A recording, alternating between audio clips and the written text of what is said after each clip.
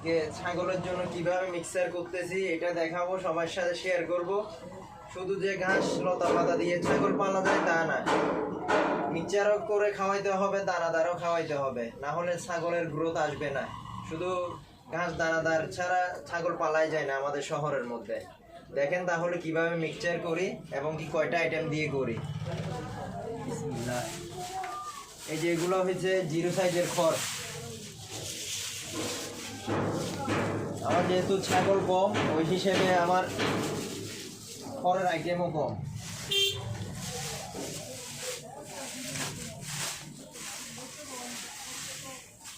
আপনারা চাইলে আরো বেশি করে করতে পারেন, যাদের ছাগল বেশি। এই যে এগুলো খড় 0 সাইজের, দেখেন এগুলো হয়েছে যে সোয়াবিনের ছাল, দেখতে মোটরের ছালের মতন, তবে সোয়াবিনের ছাল।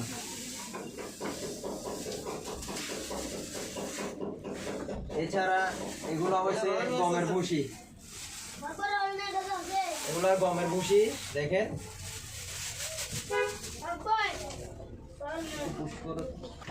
এই যে দেখেন খড়, সোয়াবিনের ভুসি, গমের ভুসি।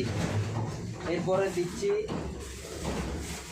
এগুলা, অনেকে দেয় অনেকে দেয় না, এগুলো হচ্ছে যে চিড়ার গুঁড়া, একটু বরকত হওয়ার জন্য দিছি।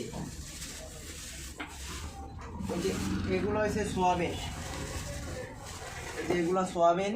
দেখেন আগে দিছি সোয়াবিনের ছোকলা, এখন দিছি সোয়াবিন। এই যে দেখেন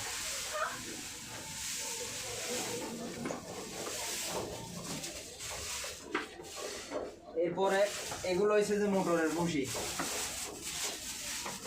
এই যে দেখেন মোটরের ভুসি এগুলা। এরপরে দিলাম মোটরের ভুসি।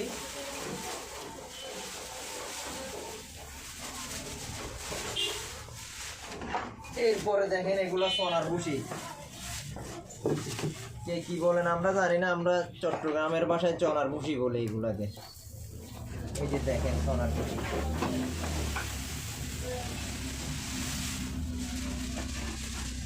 সব কিছু দিয়ে দিলাম। এই যে এগুলো লবণ, অনেকে লবণ এগুলো ভুসি মিক্সারের সময় দিয়ে থাকে, এবং কি যখন পানি দিয়ে মাখাই খাওয়াবে তখনও দিয়ে থাকে। আমি হালকা এখন দিয়ে দিচ্ছি, পরবর্তীতে সামান্য করে দিব যখন খাওয়াবো তখন। আর সবচেয়ে ইম্পর্টেন্ট হয়েছে যে এই জিনিসটা, এটা দেখেন, এটা খাবারের সোঁটা। খাবারের সোঁটা দিলে ছাগলের পেটে গ্যাস হয় না। আমি হালকা দিয়ে দিচ্ছি মিক্সচার করার আগে, যখন ছাগলকে খেতে দিব তখন অল্প অল্প করে আরেকটু একটু দিয়ে দিব। এই জিনিসটা করবেন। এরপরে মিক্সচারগুলো করে ফেলবো এভাবে এভাবে।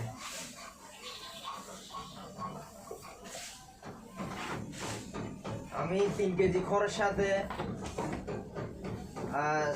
7 কেজি অন্য আইটেম মিক্স করলাম, টোটাল 10 কেজির মিক্সচার এখানে।